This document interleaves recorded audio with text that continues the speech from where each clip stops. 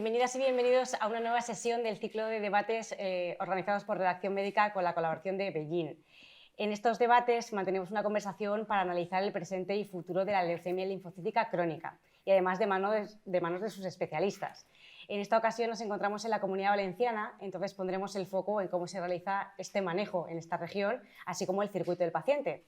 Para ello me acompañan 4 expertos que voy a presentar. Tenemos a María José Terol, que es jefa de sección de hematología de área clínica del Hospital Clínico de Valencia. Bienvenida. Gracias. Tenemos a Rafael Lluc, jefe de servicio de hematología del Hospital de la Ribera. Bienvenido. Buenas tardes. Nos acompaña Pilar Blasco, jefa del servicio de farmacia hospitalaria del Hospital General de Valencia. Bienvenida. Buenas tardes. Gracias. Y Juana Clavel, que es hematóloga especialista del servicio de hematología y hemoterapia del Hospital General de Castellón. Bienvenida. 4 expertos de 4 hospitales que seguramente nos arrojarán mucha luz sobre esta enfermedad. La primera pregunta no es otra de ¿en qué consiste esta patología? María José, si quiere comentar usted. Bueno, pues es una enfermedad, es la leucemia crónica más frecuente que hay en el mundo occidental y con especial frecuencia en el área mediterránea. Bueno, afecta a 5 por cada 100.000 habitantes y año y es una enfermedad que se caracteriza porque hay unas células linfoides de la sangre que proliferan y se acumulan en la sangre, en los tejidos y en los ganglios linfáticos. Se considera una enfermedad incurable y realmente hasta hace 7 u 8 años el tratamiento se fundamentaba en esquemas de quimioterapia e inmunoterapia y eso pues, ha cambiado notablemente con la aparición de las nuevas terapias dirigidas a diana, ¿no?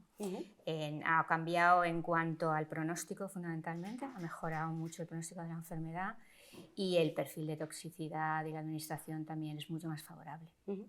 ¿Alguien quiere añadir? Ha quedado perfectamente explicado. Rafael, ¿cuál es su prevalencia en la Comunidad Valenciana? Como ha comentado la María José Terol, hay una afectación de unos 5 pacientes por cada 100.000 habitantes. Es verdad que es una enfermedad que se diagnostica habitualmente alrededor de los 70 años y sí que vemos que en pacientes mayores esa prevalencia y el número de casos va aumentando. Y luego sí que destacaría que es importante también que aunque hay muchos pacientes que se diagnostican de la enfermedad, no todos los pacientes van a necesitar tratamiento, ¿no? Y eso es algo que es importante saber en esta enfermedad. ¿Qué características tienen los pacientes valencianos? ¿Son personas mayores? ¿Qué más características?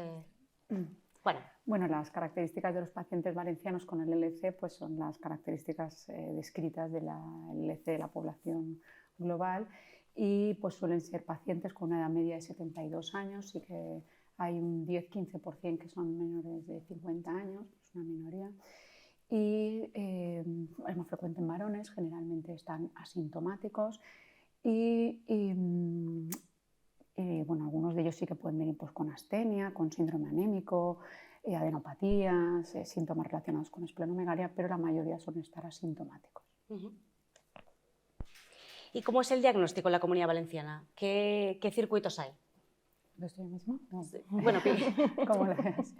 Yo fíjate, para apuntar un poco, he hecho mis cálculos en función de la incidencia y la prevalencia con la población que hay en la Comunidad Valenciana, que somos unos 5 millones de valencianos, y tenemos como nuevos casos al año unos 315. Y la prevalencia va creciendo gracias a los nuevos tratamientos y entre nosotros hay 25.000 y pico valencianos con leucemia linfoide crónica. Esto es mucha gente, es mucha gente. Yo creo que en nuestro ámbito, un poco a diferencia que puede ser con otras comunidades, pues como sabemos, o sea, todo está imbuido del tema del ambiente, de la salud. Tenemos muy buen clima, somos una comunidad que no tiene grandes accidentes orográficos que impidan el acceso de los pacientes a los hospitales y nuestros departamentos permiten una organización muy eficiente de acceso a los hospitales y a los centros de salud. Creo que eso es una particularidad que puede ser compartida por otras zonas, pero que aquí en esta comunidad la tenemos, ¿no? Comparten diagnóstico. Totalmente de acuerdo con Pilar. Yo creo que la orografía es importante y en esta zona tenemos esa facilidad.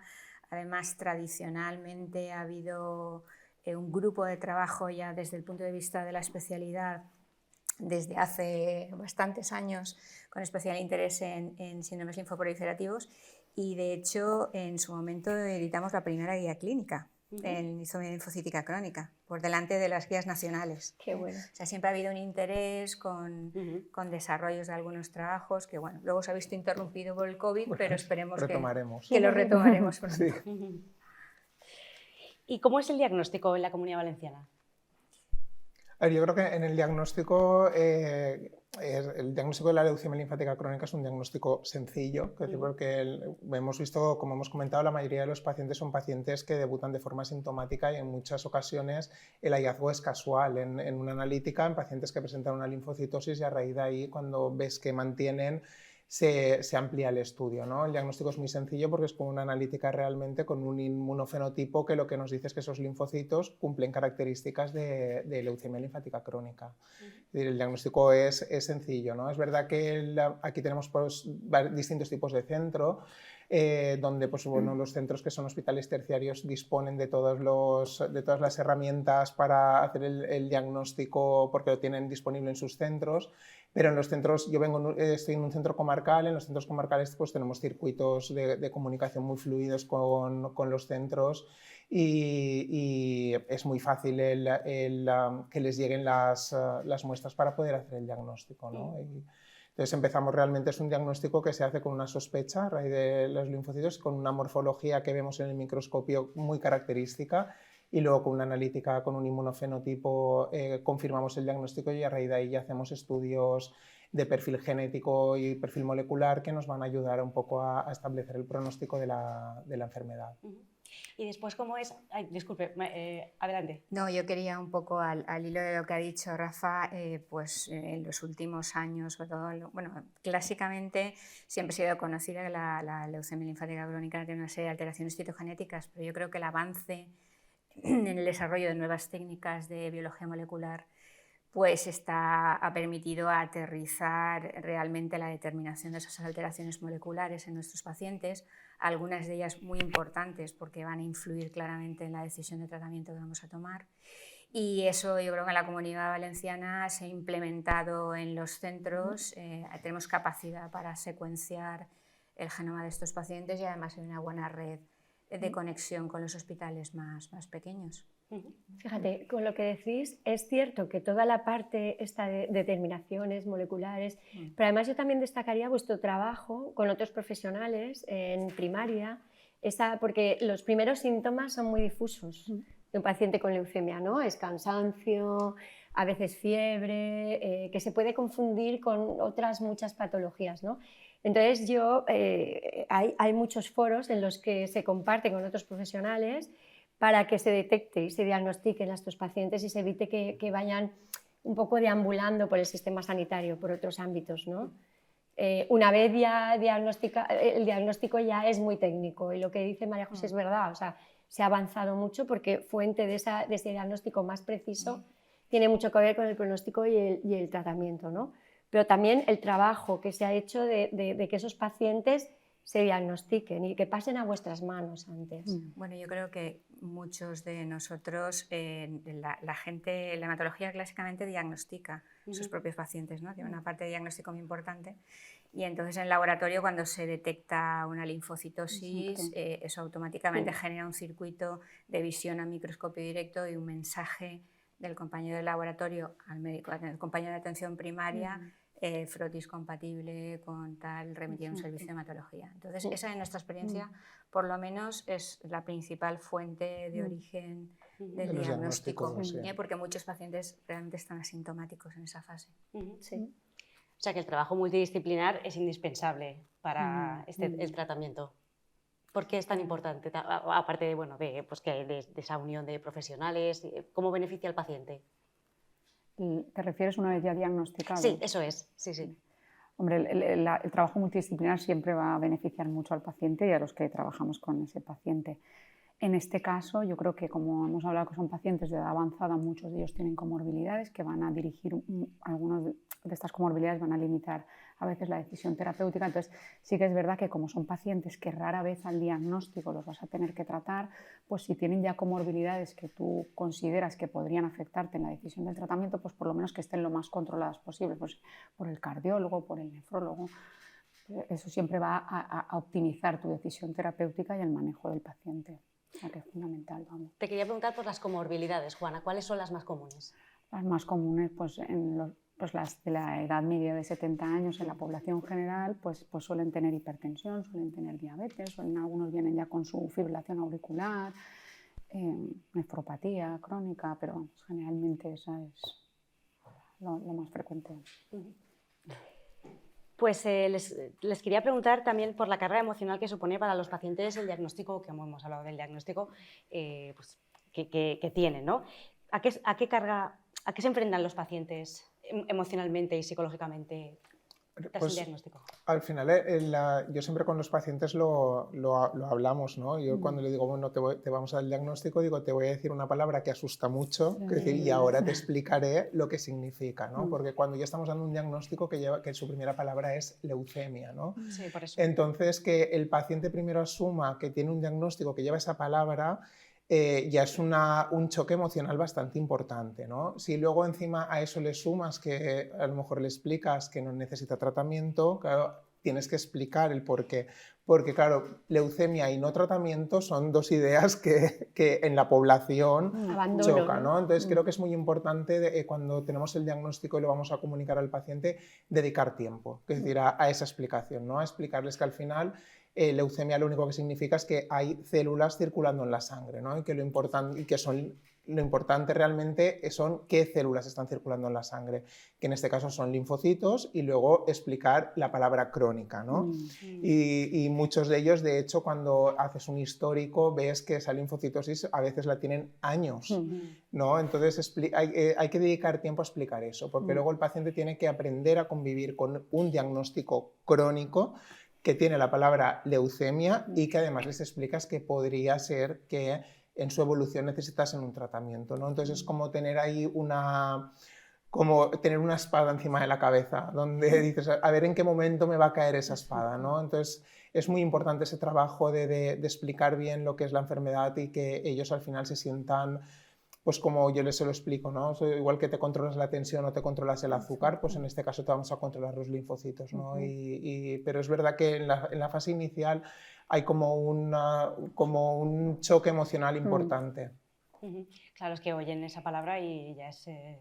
sí. Claro, es terrorífica. Yo siempre digo que tendríamos que cambiarle el nombre. Claro. ¿Estás de acuerdo con...? Sí, es que la carga emocional es muerte. Enfermedad, muerte, entonces hay que explicarlo muy bien, preocupación, hay un cambio social, hay un duelo, hay muchas cosas. Claro.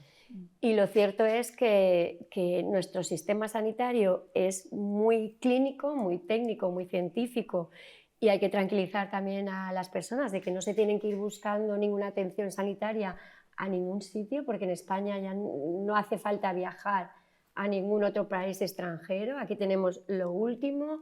Nosotros también viajamos para conocer, estamos en sociedades científicas internacionales, estamos en la vanguardia de la evidencia científica. Hay que tranquilizar, hay que acompañar y hay que, pues lo que decía Rafa, de decir que se sientan acompañados, de decir, el no tratamiento y la enfermedad es un conflicto, de decir, vamos a ver, estoy abandonado, no. Estás acompañado y esto es, bueno, pues eso, una alteración, una linfocitosis y vamos a ir siguiéndola, ¿no? Eso es muy importante, yo creo que sí. Quería apuntar, yo por ejemplo en este punto, cuando les tienes que explicar inicialmente que no vas a tratar, ¿cómo es eso? Llama mucho la atención, ¿no? Entonces les explico porque yo creo que es bueno, porque desde hace muchos años se hicieron una serie de ensayos en tu situación que demostraron que la gente no se beneficia de empezar demasiado pronto, porque afortunadamente la enfermedad tiene recorrido. Entonces yo creo que eso en parte ayuda a que entiendan mejor la enfermedad y que la incorporen, como ha dicho Rafa, ¿no? A su día a día, y sin más, a mejorar la carga. Es fundamental explicarles también, ¿no?, los riesgos y los beneficios, ¿no? Es decir, en la situación en la que estás, la enfermedad no te está produciendo un problema, no tienes síntomas, no tienes anemia, no tienes infecciones, ¿no? Y si te pongo un tratamiento, lo que voy a producirte los posibles problemas que ese tratamiento lleva asociado, ¿no? Entonces yo creo que sí que es importante el apunte que ha hecho María José, ¿no? Es decir, es que esto está estudiado, está demostrado que en tu situación no es beneficioso tratar ahora, ¿no? Y es que es importantísimo, la comunicación médico-paciente es fundamental, tiene un efecto placebo y un efecto nocebo. Es muy importante tomarse ese empeño en esa primera comunicación. Y luego lo que el sistema sanitario no cubre del todo es esa atención emocional, que ahí es donde podrían entrar las sociedades de pacientes, los grupos, los foros, también bien dirigidos a determinados grupos que informen convenientemente y que acompañen convenientemente. Hoy en día ya se habla de hasta prescripción de información, de dónde tienes que ir a buscar en Google o dónde tienes que ir a preguntar o a buscar acompañamiento, ¿no? Aún así, yo creo que es fundamental lo que han comentado los compañeros, dedicarle mucho tiempo a la información, pero que aún así sigue habiendo pacientes que, a pesar de pasar los años, siguen con ese miedo y esa incertidumbre cada vez que vienen a la consulta. ¿Cómo ya me toca tratamiento? O sea, que eso, yo creo que ese miedo les acompaña en la cronicidad de la enfermedad. Sí. Hemos hablado también de innovación, ¿no?, que ahora se permite este diagnóstico más rápido y bueno, un manejo de otra manera. ¿Cómo ha sido el manejo de la enfermedad tradicionalmente en la Comunidad Valenciana y cómo ha cambiado a día de hoy? Bueno, el cambio ha sido muy sustancial, ¿no? Cualquiera coge una guía clínica de la primera que hicimos y bueno, todo es quimioterapia, quimioterapia, o sea, la verdad es que estos pacientes inicialmente no reciben tratamiento, pero luego con el paso del tiempo ya van desarrollando lo que llamamos criterios de enfermedad activa y entonces pasaban a recibir, básicamente, si era un paciente fit completamente, un esquema de quimioinmuno más intenso, si ya tenía alguna comorbilidad de intensidad media y si era un paciente ya con muchísimos problemas, enfermedades adicionales, entonces poníamos un tratamiento a veces puramente paliativo. Eso, desde hace menos de 10 años, se ha visto totalmente sustituido por las nuevas terapias dirigidas a diana, ¿no? Que en su mayoría son orales o combinadas con anticuerpos, con inmunoterapia. Entonces, de cara al paciente, no tiene nada que ver porque la eficacia es muy superior.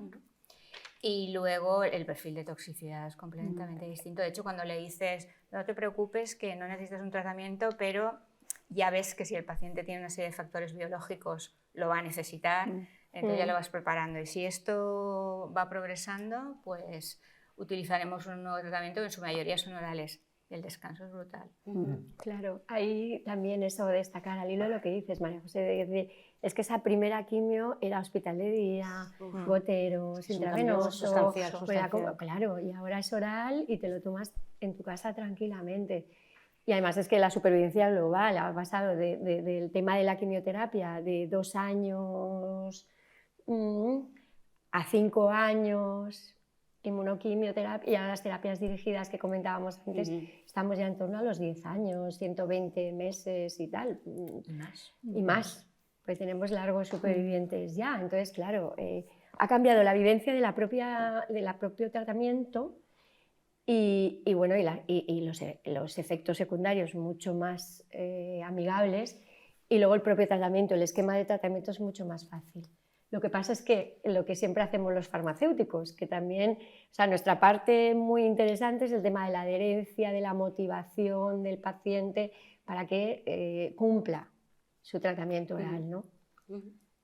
Sería destacable además que ha habido un perfil de pacientes que han sido pacientes de muy alto riesgo por alteraciones genéticas, pues pacientes que tienen mutaciones en P53 o la IGH no mutada.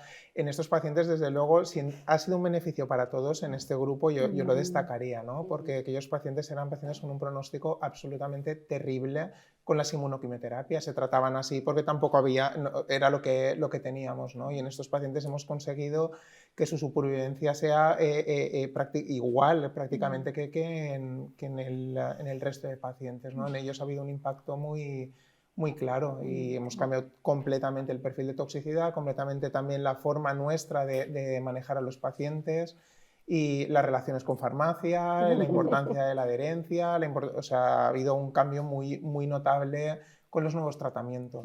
Sí. En nuestra relación también está semanalmente, o sea, ya no nos dedicamos desde farmacia, que yo, claro, cada vez el equipo es el que tengo y cada vez tengo que ir a más frentes.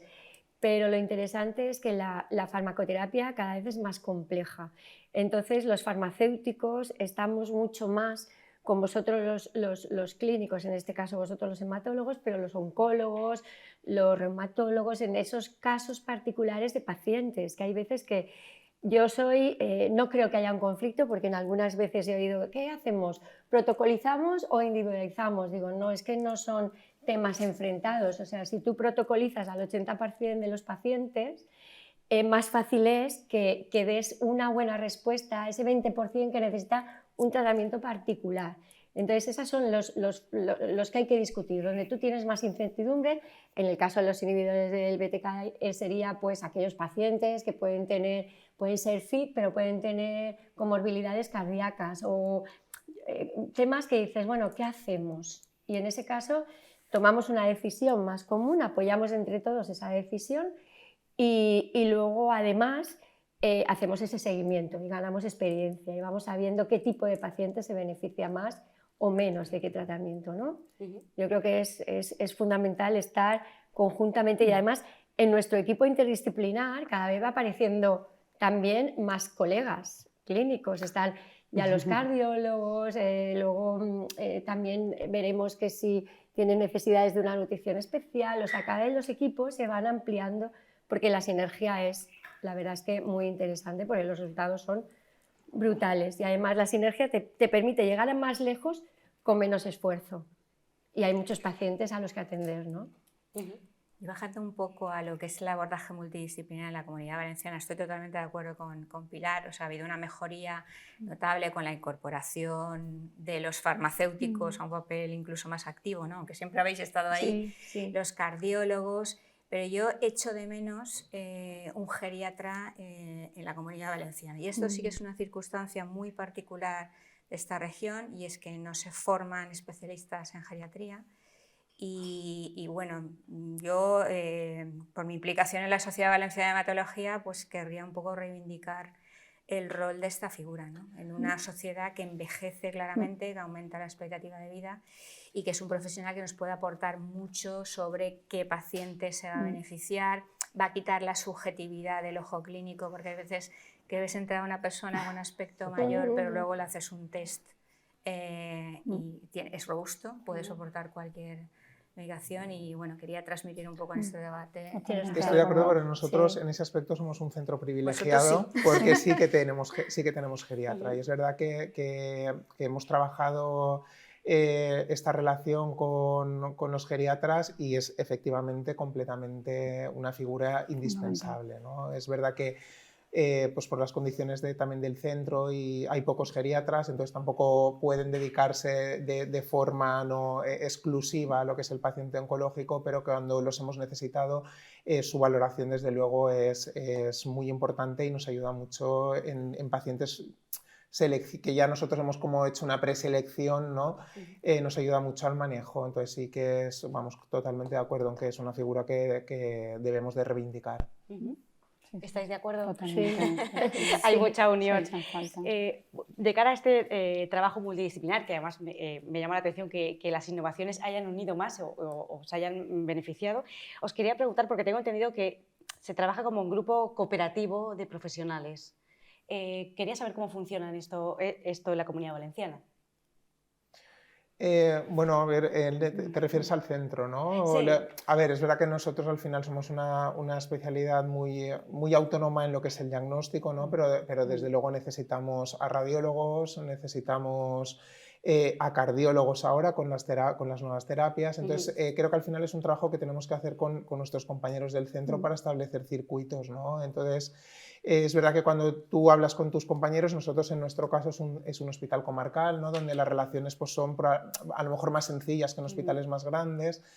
cuando tú les planteas un proyecto de ayuda, ¿no? Y la implicación que tiene, más luego los beneficios que tiene al final su aportación desde el principio, ¿no? Porque eso va a evitar complicaciones donde luego probablemente el trabajo de ese profesional va a ser mucho mayor, ¿no? La gente normalmente se suele implicar, entonces nosotros sí que hemos conseguido establecer pues, circuitos, por ejemplo, para ecografías cardíacas con los cardiólogos, ¿no? La valoración geriátrica que comentábamos, los circuitos con radiología para hacer diagnósticos precoces. Entonces yo creo que en general cuando tú planteas la necesidad, la mayoría de compañeros pues, y servicios están predispuestos porque al final hay un claro beneficio que luego además va a tener un beneficio en tu trabajo en el futuro, ¿no?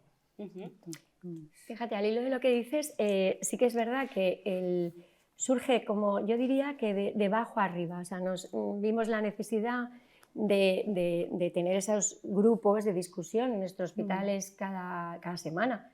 Nos reunimos con hematología, nos reunimos también con oncología, con reumatología, tenemos distintos comités. Luego la Consellería se hizo eco de esta manera de trabajar y creó lo que es los comités, ¿no? Los comités interdisciplinares, o sea que también algunos de estos comités y estos grupos han pasado de ser algo más funcional o del día a día, que nos ha llevado a todos a estar más establecidos y decir incluso qué figuras de profesionales sanitarios tienen que formar parte de esos comités, ¿no?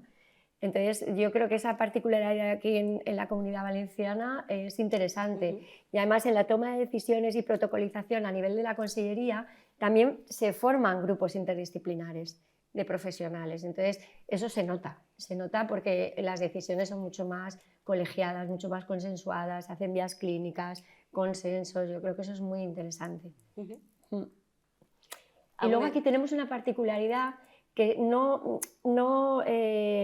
en esta patología como es la LLC quizá no tiene tanta repercusión porque todas las indicaciones están financiadas, pero tenemos aquí en la Comunidad Valenciana, que creo que es particular y diferente a otras comunidades, el tema de lo que se llaman los nichos terapéuticos. Es esa oportunidad que se tiene de tratar a pacientes en indicaciones que en un momento dado sí que tienen medicamento pero que están pendientes de financiación. Entonces, los pacientes que particularmente necesitan ese medicamento, se puede hacer la solicitud, se estudia por parte de la Consellería y se determina si en ese caso se puede utilizar o no el medicamento. O sea, que tenemos espacios para que todos los pacientes que necesitan un determinado tratamiento accedan a él, ¿no? Sí, luego entre los centros, pues lo apuntaba antes María José, ¿no? Que en Valencia pues tenemos un grupo que ahora vamos a reactivar post-COVID, ¿no? Donde al final es un grupo de consenso entre todos los centros del hospital, ¿no? Para poner en común este tipo de cosas y un poco que también todos los pacientes, independientemente del punto en el que estén, ya sea, pues no es lo mismo vivir en Valencia que vivir en Vinaroz, ¿no? Tengan el acceso al diagnóstico adecuado y completo y luego que tratemos a todos los pacientes estén como estén, ¿no? Siguiendo todos un poco los mismos criterios. Entonces, este trabajo entre hematólogos y luego con compañeros de otras especialidades desde luego es fundamental. Teniendo en cuenta lo que hemos comentado de pues, la innovación, que ha cambiado el diagnóstico, que ahora se puede detectar antes, ¿creen que podríamos decir que estamos en el mejor momento histórico del manejo de la patología? Hombre, a ver, mirando atrás, el mejor podría ser. Lo que no sabemos es que a lo mejor, yo creo que todavía con las combinaciones de los nuevos fármacos que ya se están estudiando y a lo mejor con la integración pues, de pruebas de valoraciones de la respuesta con la mínima residual, pues es posible que mejoremos, pero desde luego mirando atrás, el mejor. Yo creo que ya hay algún estudio que apunta que los pacientes que reciben un inhibidor de BTK y lo mantienen en el tiempo, o sea que no desarrollan toxicidad como para suspender la medicación, tienen una expectativa de vida similar al grupo de población general de su misma edad y sexo. Eso significa que has bypaseado un poco el efecto deleterio de la enfermedad, eso es muy importante. Claro, eso siempre y cuando el paciente sea capaz de mantener o realizar el tratamiento correctamente. Entonces esto es importante. Yo estoy con vosotros, o sea, mirando atrás, en pocos años se ha avanzado muchísimo, pero queda mucho por avanzar. Yo creo que estamos todavía en los albores de los anticuerpos conjugados a fármacos, los anticuerpos biespecíficos, las CAR-T, las nanopartículas, los virus oncolíticos, o sea, que hay un montón de... Y vamos a ir de la mano de la tecnología. Si hemos llegado donde hemos llegado es porque, bueno, pues con los descubrimientos que ha habido y la inversión y el trabajo también de la industria farmacéutica, hemos podido tener unos anticuerpos monoclonales con capacidad de unirse a receptores, unos diagnósticos más certeros, o sea, y luego iremos pues a los genes, o sea, iremos a la fuente que está, de donde están emanando todos esos linfocitos que no son funcionales. Entonces ahora mismo estamos matando los linfocitos, intentando matar los linfocitos que ya se han creado, que no nos gustan, pero luego tendremos que ir a esa fuente, a ese grifo, a ese gen que tiene una mutación, o a ese ambiente que está condicionando que los linfocitos no tengan pues, las características que tienen que tener, ¿no? Y cada vez se va avanzando en ese sentido. Entonces estoy con Juana, que vamos, hace unos años esto era impensable, pero que en poco habrá un recorrido muy interesante. Y ahí vendrá otra historia, que será el compromiso de la industria farmacéutica, que no es la misma en todas las industrias, que hay quien tiene mejores medicamentos, que saca segundas generaciones, que hace estudios head to head, que tiene supervivencias globales mucho más mejores y sitúa sus medicamentos de una manera que el sistema sanitario pueda acceder fácilmente. Eso también tiene que ir creándose esa relación, de decir, ese compromiso, un poco de que ya que unas industrias lo pueden hacer, pues que otros también lo vayamos viendo, ¿no? En otras. Porque además ahora mismo tenemos que contar con que tengamos aquí el registro de determinados medicamentos. Nuestro sistema sanitario también es un reto para la administración sanitaria, pues garantizar esa sostenibilidad, pero con garantías también de sostenibilidad para la industria farmacéutica, de manera que se registren aquí medicamentos y se comercialicen aquí medicamentos para nuestros pacientes, porque ahora mismo estamos a la par que en Europa, pero que sigamos así, ¿no? Europa y Estados Unidos y el mundo. No echamos ningún medicamento de menos, ¿no? A veces lo que echamos de menos es un poco el retraso, ¿no? Exacto. El retraso y sobre todo a veces no es tanto, es en esa negociación de financiación, entonces bueno, ahí tiene que haber más entendimiento, más datos, ¿no? Más compromiso. Pues hablando de retos y para cerrar un poco esta conversación, ¿qué le piden al futuro? ¿Qué retos quedan para los pacientes con esta enfermedad? Bueno, yo creo que el gran reto que a todos nos gustaría sería curar la enfermedad. Exactamente. Esa es la verdad. Eso no es factible, con la rara excepción de los pacientes que reciben un trasplante halogénico, y yo creo que en el futuro va a ser, como ha dicho Juana, pues probablemente la combinación de fármacos que permita obtener la respuesta de mayor calidad posible, quizá recortada en el tiempo, para que sea más sostenible para todo el mundo, para el sistema, para el paciente, para el profesional. Y probablemente la terapia celular, yo sigo pensando que, aunque es una enfermedad que clásicamente tiene una profunda inmunodeficiencia y la inmunidad está seriamente alterada, pues quizá podamos restaurarla y quién sabe si en el futuro curarla. Seguro que saldrán nuevos retos. ¿Alguien quiere aportar alguna...? No, al final es un poco esto, ¿no? Creo que sí que hemos conseguido ya, pues estamos avanzando, ¿no? En el objetivo de conseguir que los pacientes tengan buenas respuestas con tratamientos que ya podemos acortar en el tiempo, ¿no? Probablemente habrá que ver un poco a futuro, ¿no? Qué pacientes son los que sí que se benefician claramente de esos tratamientos que acaban, porque probablemente a fecha de hoy no todos los pacientes vayan a obtener la misma respuesta, ¿no? Pero ya estamos preocupados por dar un paso allá en intentar acortar tratamientos para evitar pues, las complicaciones de estos, ¿no? Y luego, pues claro, pues efectivamente la curación, pues si la terapia celular nos ayuda, será maravilloso, pero... Luego, bueno, yo creo que sigue siendo un reto, aunque ahora ya una minoría, pues el paciente que va recayendo, después de una anemia refractarios no se ven ahora, pero que pues ese paciente que va recayendo y que bueno, tenemos la suerte que van apareciendo estrategias terapéuticas a la par que van recayendo, pero ese paciente sigue suponiendo un reto para el especialista.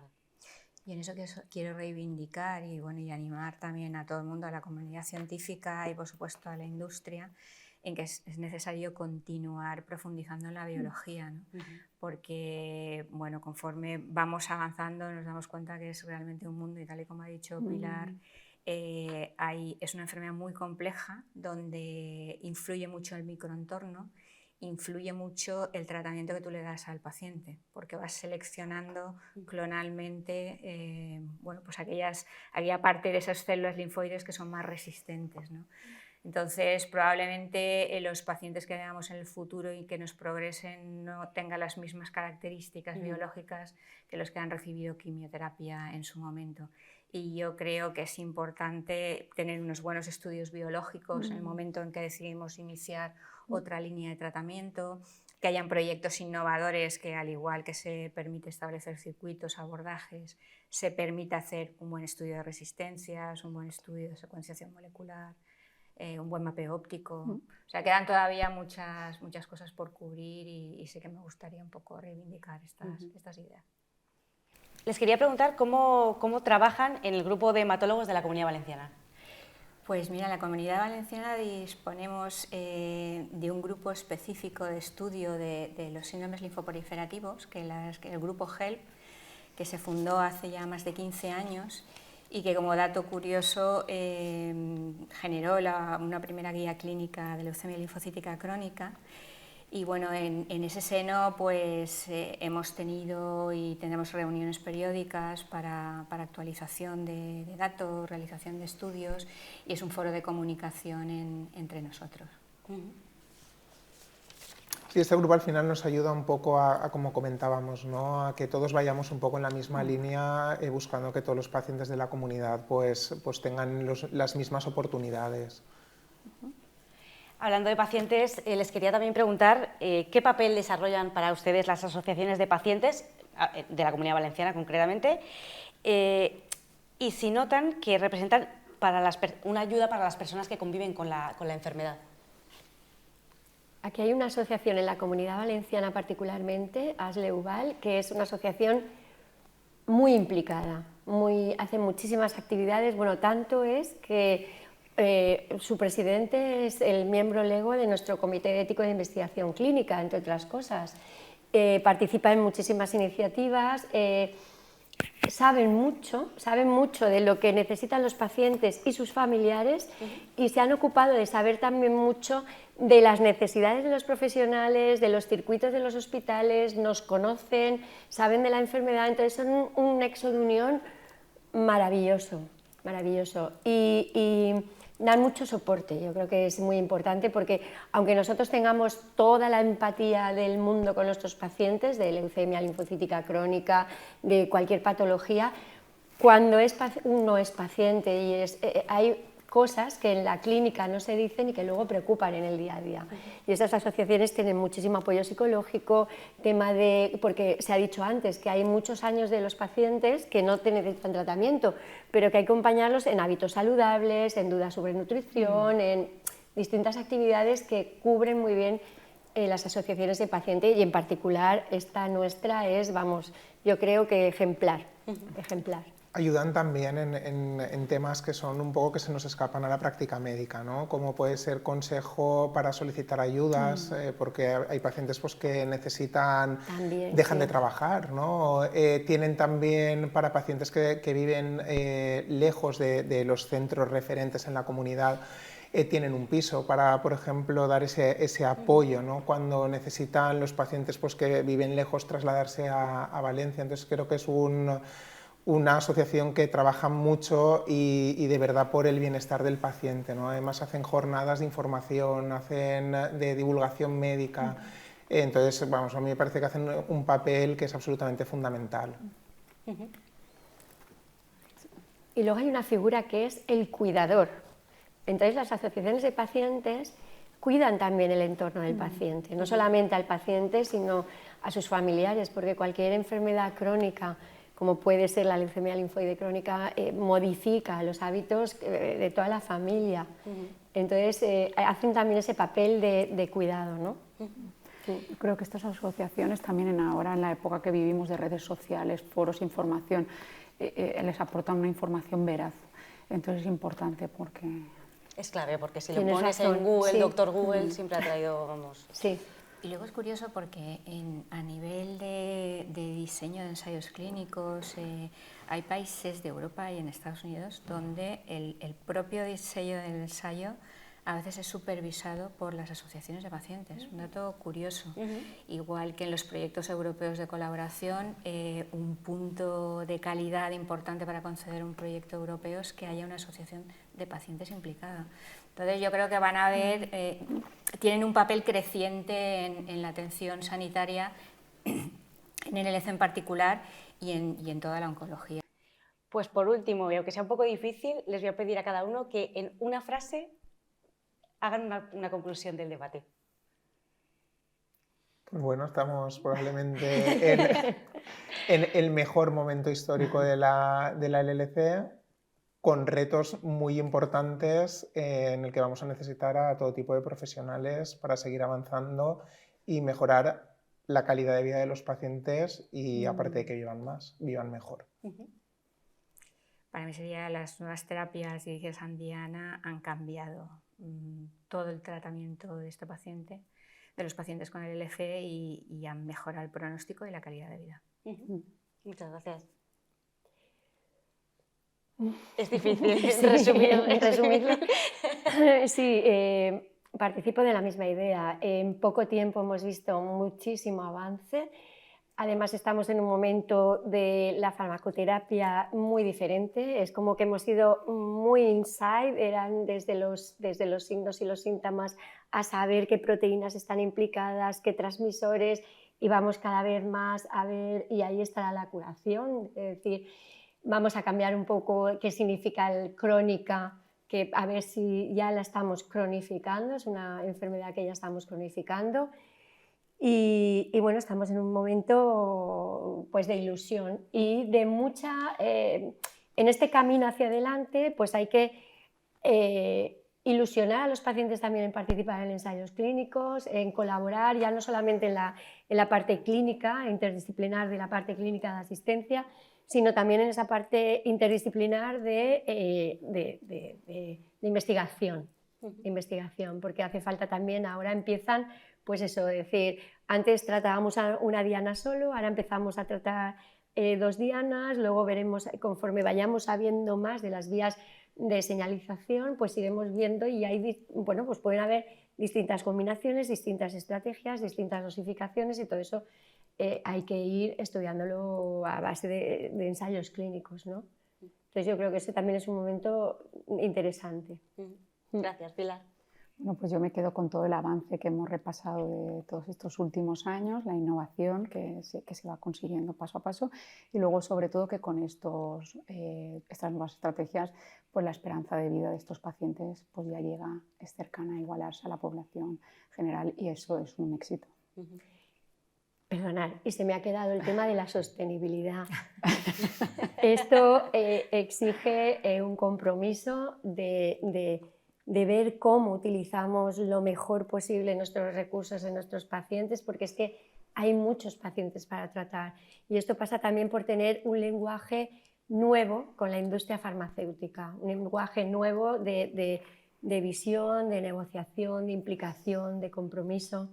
Entonces, y además de cuidar esa industria que pasa a ser tu partner y hay que cuidar ese compañerismo para que continúe y que tengamos esas terapias registradas en nuestro entorno. Porque cuando eso nos hace bien, tenemos a veces problemas de abastecimiento, puede ser igual, no en estos, en los medicamentos innovadores, pero en otros medicamentos. Entonces eso es preocupante, hay que empezar a tener un lenguaje diferente, fluido y con unos valores compartidos. Pues muchísimas gracias a todos por participar y por venir. Muchas gracias. Gracias.